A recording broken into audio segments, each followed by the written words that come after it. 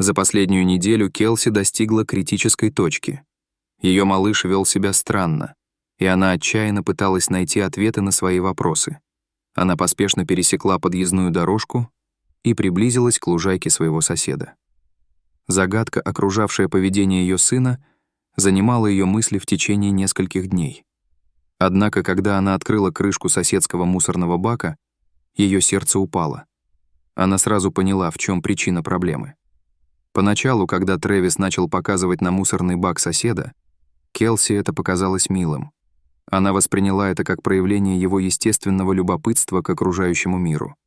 Однако по мере того, как проходили дни, а Трэвис продолжал стоять у окна, хныча и не сводя глаз с мусорного ведра, первоначальное веселье Келси сменилось беспокойством. На третий день она поняла, что нужно действовать. Испытывая растущее беспокойство за своего сына Трэвиса, Келси поспешно отвезла его к врачу. Она не могла избавиться от ощущения, что что-то не так, как будто Трэвис пытался сообщить что-то важное, но не мог сформулировать это.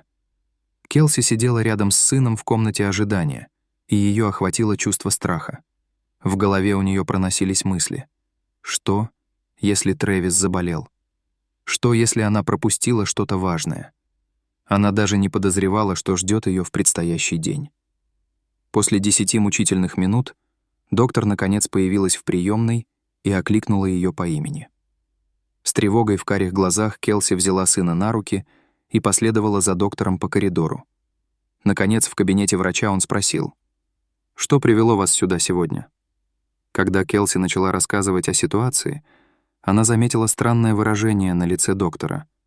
Сначала она истолковала его выражение как беспокойство, но по мере того, как она продолжала, она заметила, что морщинка между его бровями постепенно разглаживается. Закончив ее объяснение, он кивнул, делая пометки в своем блокноте. «Доктор, что вы об этом думаете?» — спросила она. Он снял очки и, встретив ее взгляд, ободряюще кивнул. «С вашим сыном все будет в порядке, но, возможно, было бы разумно осмотреть это мусорное ведро. Возможно, внутри есть что-то важное». По дороге домой Келси не могла выбросить из головы слова доктора. Что, если он что-то заподозрил? Что, если в этом мусорном ведре действительно было что-то важное? Ее снедало любопытство. Как только они приехали домой, Келси взяла сына на руки. Когда его взгляд упал на мусорное ведро, он сразу же начал показывать на него пальцем. Решив докопаться до сути, она решила провести расследование. На этот раз, придерживая малыша на бедре, Келси закрыла дверцу машины и осторожно пересекла подъездную дорожку. Она огляделась по сторонам, чтобы убедиться, что за ней не наблюдают посторонние, и приготовилась покопаться в мусорном баке соседа. Не обнаружив никого поблизости, она подошла к банке и осторожно подняла крышку. Однако, когда она увидела содержимое, на глаза у нее навернулись слезы. Это было зрелище гораздо более печальное, чем она могла себе представить. Проживающая в Тампе, штат Флорида, Келси Андерсон гордилась тем, что является преданной своему делу и заботливой матерью и женой. В повседневной рутине приготовления пищи, уборки и ухода за малышом, пока муж был на работе, она считала себя краеугольным камнем семейного счастья. Несмотря на то, что роль жены и матери, сидящей дома, сопряжена с определенными трудностями, Келси всем сердцем принимала их ради своей любимой семьи. Она верила, что они живут идеальной жизнью, не подозревая о скрытых за ней недостатках. Каждое утро Келси вставала с постели в 7:00.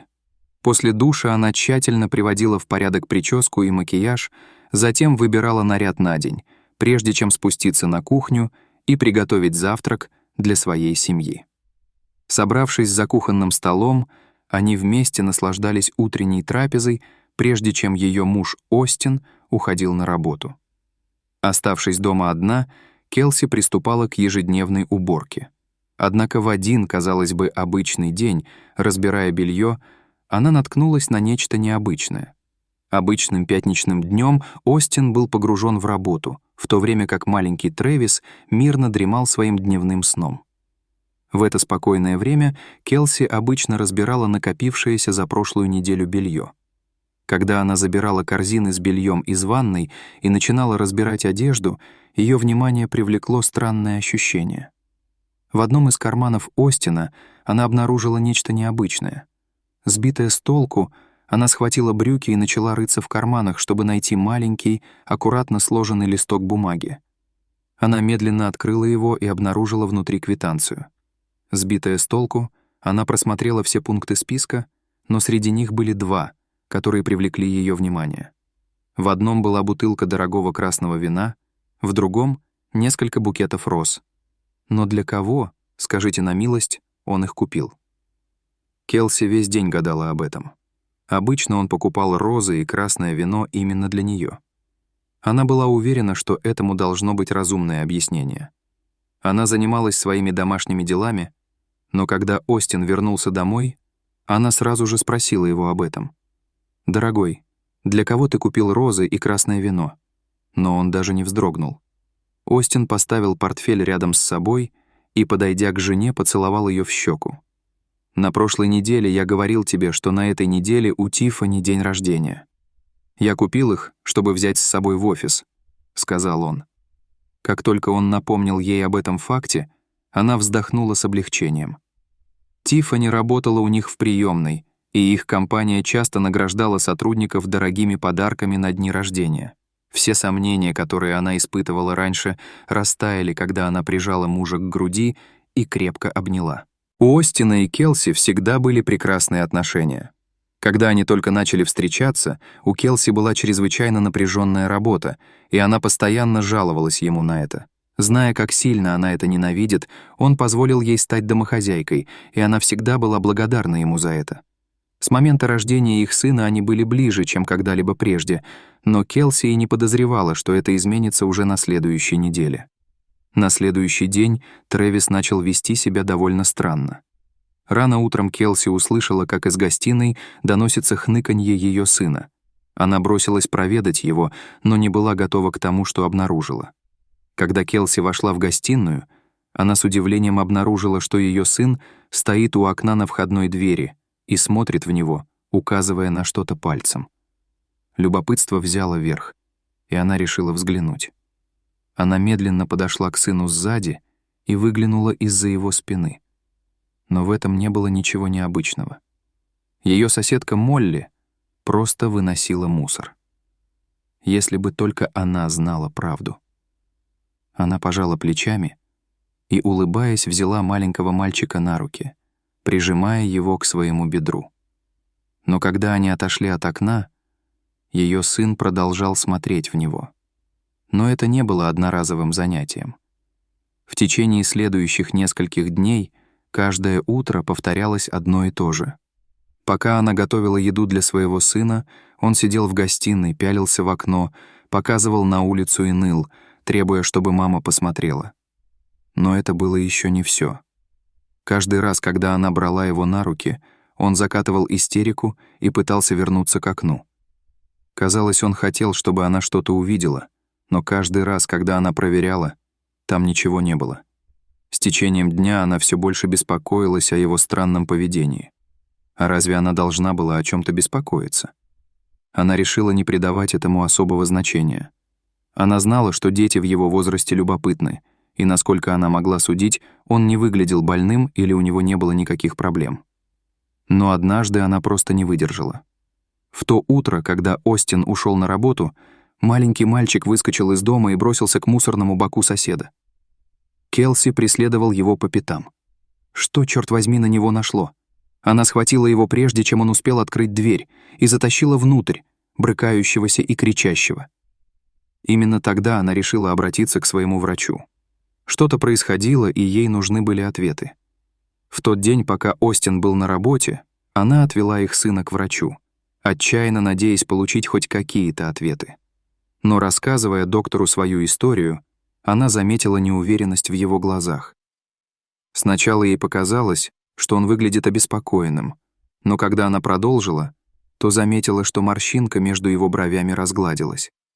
Когда она закончила свое объяснение, он кивнул и что-то записал в своем блокноте. «Итак, что вы думаете, доктор?» — она спросила. Он снял очки и посмотрел на нее сверху вниз, снова кивнув. «С вашим сыном все будет в порядке, но, возможно, вам лучше проверить мусорное ведро. Возможно, в этом что-то есть». Она кивнула, и в ее голове пронеслась 1000 мыслей в секунду, когда она встала со своего места рядом с сыном. «О, и еще, миссис Андерсон», — начал доктор, «вам лучше проверить это сегодня, прежде чем завтра приедет мусоровоз». Она кивнула и покинула его офис, но по дороге домой думала о том, что он сказал. Он был прав. Ей следовало проверить, что находится внутри мусорного бака.